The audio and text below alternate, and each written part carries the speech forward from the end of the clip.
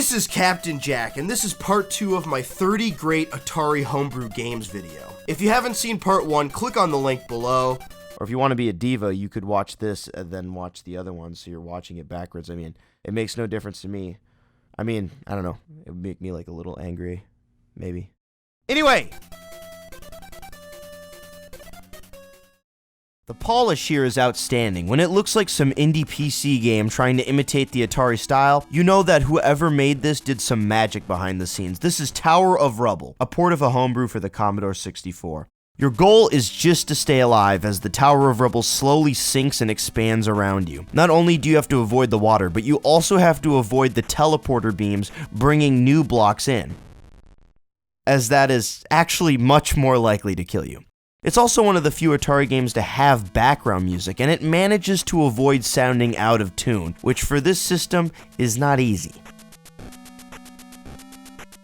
The most impressive thing here is just how many frames of animation the player character has. He can walk around, jump, climb up a block, jump off of a block, and it all looks silky smooth. Would you believe me if I said this game was only 8K? And this is just the demo version. The release version has extra features including multiplayer. Check this one out. Aardvark is a port of a game named Anteater that appeared in arcades in 1982. There was actually going to be a port for this game in the Atari's original life cycle, but this never panned out. I would even argue that this version in some ways looks better than the arcade game. I mean, look at the Anteater in the arcade version. He looks so sickly and thin. He looks like you could just just blow him away. All the pellets on screen may make it look like a Pac-Man clone, but it's far from it. You have to constantly make sure the length of your tongue you control doesn't get bit by ants, but you can use the tip of that tongue to kill them. You can also retract your tongue quickly by pressing the button in those situations where the tip is pretty far away from an incoming ant. There are some other enemies in later levels too, but even in this demo version, it's a great experience. Pitkat is a puzzle platformer where you play as a humanoid cat, which is a little odd, but not the weirdest thing. In order to win, you have to maul every single human in the level. The puzzles mostly consist of you moving boulders around to reach the people placed in the level, as they're almost always in hard-to-reach spots. There's a rewind feature which you can use by pressing the button, and for a game like this, it's very, very handy. Something that sticks out here is that the game looks tile-based. There really isn't any flicker at all here, yet there are a lot of different objects on screen at once. I think the trade-off is definitely the reduced game window size, as the game doesn't fill the screen at all. This is also this developer's first 2600 game, which, looking at its presentation and how well it plays, I would have never guessed.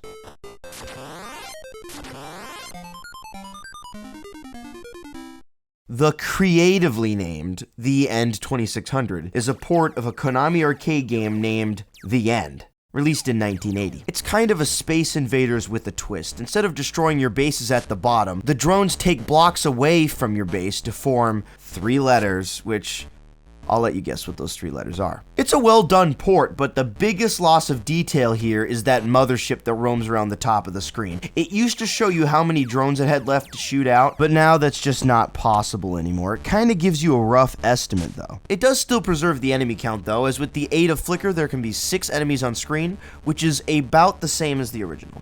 There's something very meta about the ending screen that's being created before you, the thing you have to stop. It's like an actor preventing the curtains from coming down. Dog Walk is a first homebrew for its creator, and although it's very simple, even for an Atari game, it can still hold your attention. All you do here is avoid the meteors, or the rain. It could be anything, really. But you also have to make sure the dog does too. The dog follows you automatically, but if you press the button, you can whistle for him to stay in place. The dog is about a second behind you, so you have to use that whistle very strategically in order to keep him alive. Another amazing port by Champ Games, Galagon is the larger-than-life port of the larger-than-life game Galaga.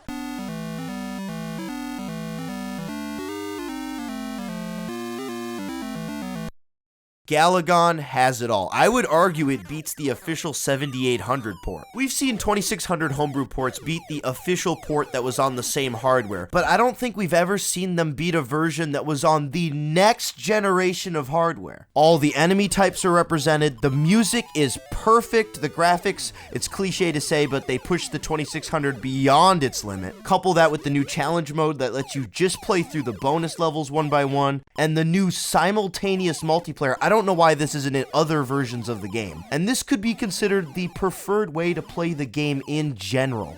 There is always at least one masterclass port that comes to this system every year, and for 2019, that was this game.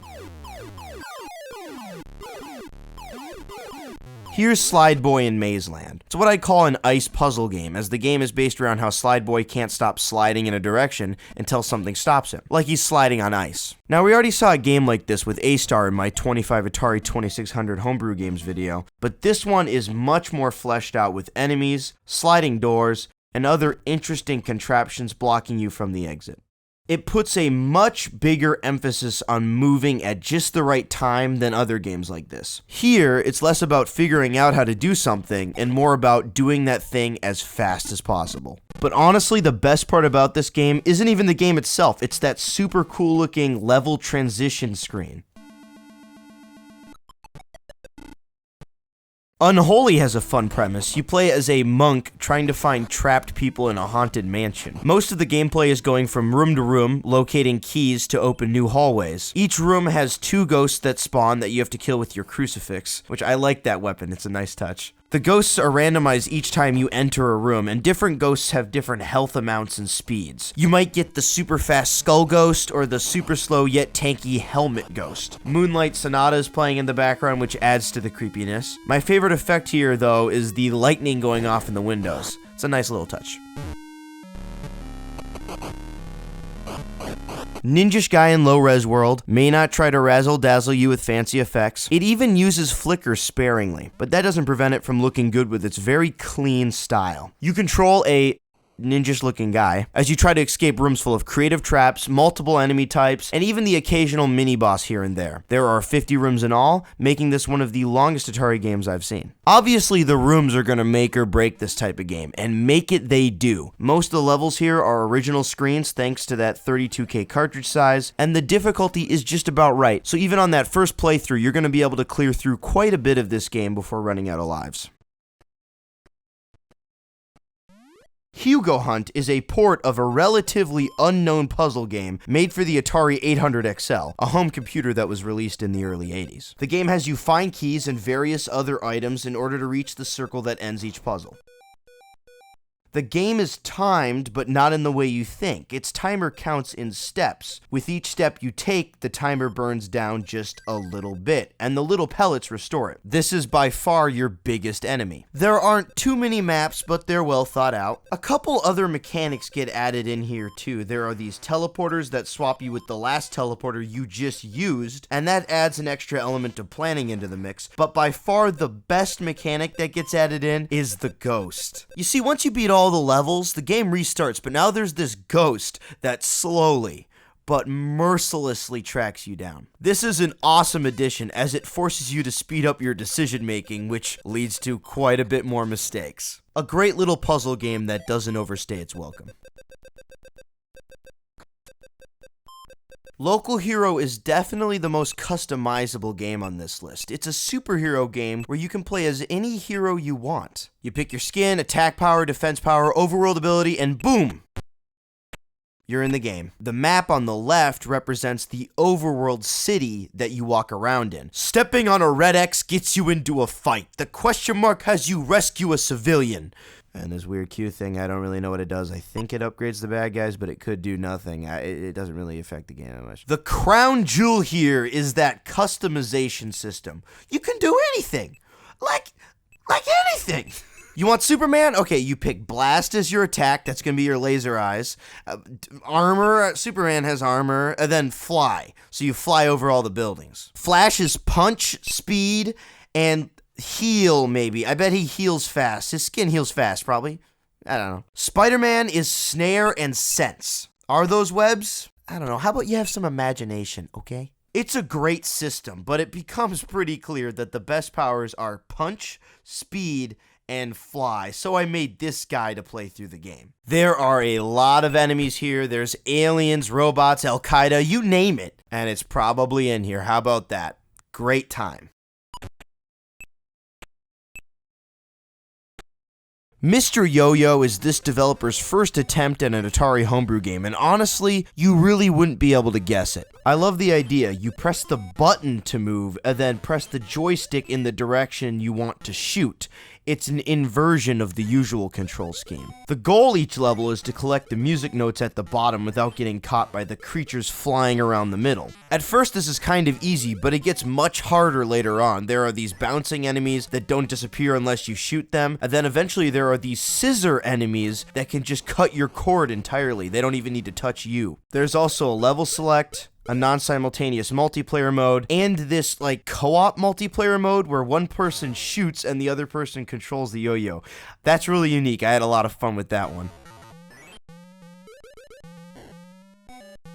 This is Kung Fu Combat, an attempt at a one-on-one fighting game for the 2600. This type of game does seem to strain on the Atari, considering it's on hardware about 10 years before its time, but it still has everything a good fighting game needs. An arcade mode, practice mode, head-to-head multiplayer, and even a bonus stage. Kung Fu Combat 2 has its bases covered. Although the fighters you come across in the single-player adventure aren't different, the locations are. 5 in all, and they have some of the prettiest background graphics you're going to see on this system. I especially love that every single fight you get into seems to happen at sunrise. No problem with that. It looks better that way. The control scheme is definitely the trickiest thing about this game, not that it could be avoided. Fighting games usually use 6-button controllers, and the Atari controller literally has 1 button. The controls are forward and button is punch, down and button is low kick, up and button is normal kick, jumping with up will always give you a kick no matter the direction. Also, just pressing down switches your direction, which adds a quite bit of quirkiness to things. Good luck trying to do a low kick without turning around. You have to press the button just before moving the joystick down. Oh yeah, the computer opponents are not easy. Luckily, the best strat in this game is to jump kick your opponent in the face and then run around the side of the screen to do it again. And again. And again. Despite all its constraints, Kung Fu Combat 2 is actually a great technical achievement. This is Zeviouz, a port of Zeviouz, a Namco arcade. Yeah, you know what Zeviouz is. Now, the Zeviouz here is spelled with a Z instead of an X, but I refuse to learn if it's said differently. I just learned how to say Zeviouz correctly, so we're gonna get some mileage out of that word first. This Zeviouz port actually does a lot of really cool things at the same time. The most obvious one is that vertically scrolling background, which is a very, very rare sight for a game on this system. Also, the music and sound effects are in great shape here. I would argue they sound better than the arcade version because they're less shrill. Zeviouz also uses a 2-button controller to be able to shoot and drop bombs at the same time, which isn't the easiest to find, as I'm pretty sure not a single official game used that layout. So good luck getting your hands on something like that. It plays great and keeps the intensity up with how many bullets and ships are flying around at the same time. The game has to be doing something more than just flickering to support this. I mean, look at this. Just wow. If you ever wanted to see what a vertical scrolling shooter would look like on the Atari, Zeviouz is one of the few games that would answer that question.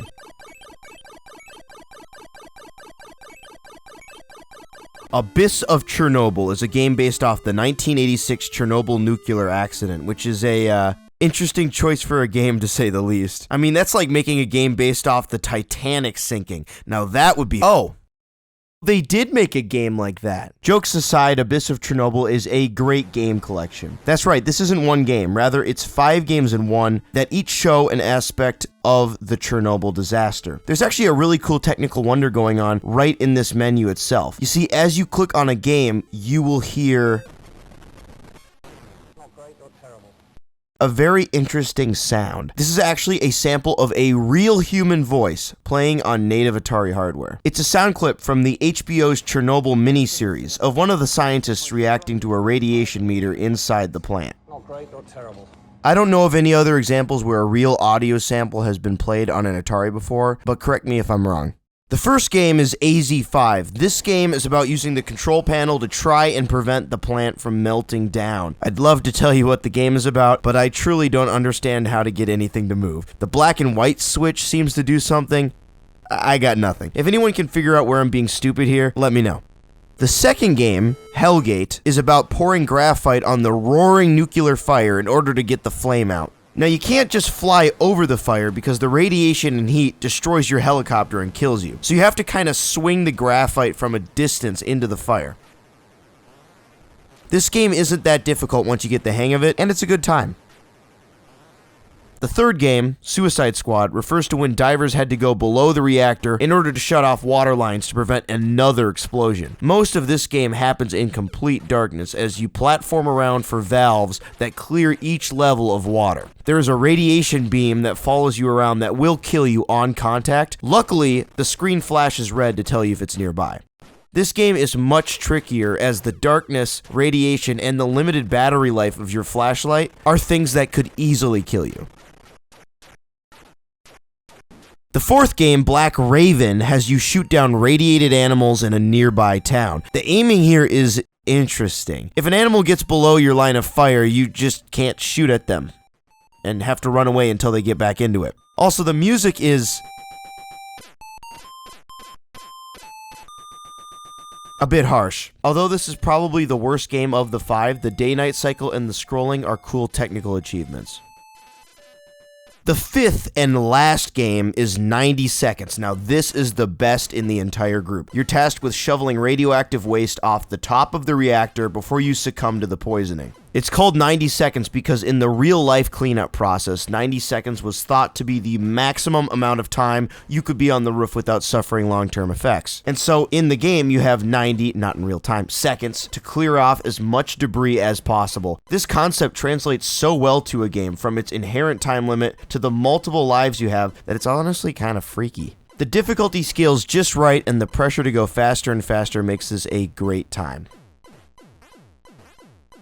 Thank you for watching.